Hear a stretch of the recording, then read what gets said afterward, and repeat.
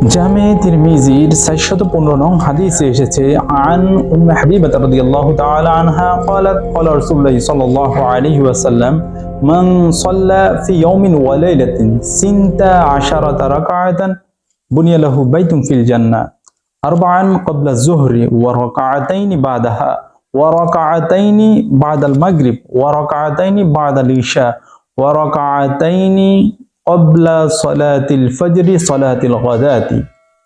হযরত উম্মে হাবিবা রাদিয়াল্লাহু তাআলা আনহা থেকে বর্ণিত, তিনি বলেন রাসূলুল্লাহ সাল্লাল্লাহু আলাইহি ওয়াসাল্লাম বলেছেন, যে ব্যক্তি দিনে রাতে 12 রাকাত নামাজ পড়বে তার জন্য জান্নাতে একটি ঘর নির্মাণ করা হবে। সুবহানাল্লাহ।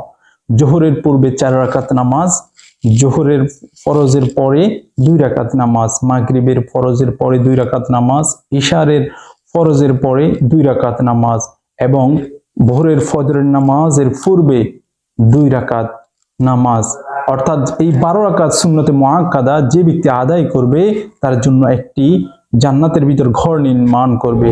আল্লাহ তাআলা 5 ওয়াক্ত নামাজের সাথে সাথে আমাদেরকে এই 12 রাকাত যে সুন্নতে মুআক্কাদা রয়েছে এগুলো গুরুত্ব সহকারে আদায় করার তৌফিক দান করুক। ওয়া আখিরু দাওয়ানা আলহামদুলিল্লাহি রাব্বিল আলামিন।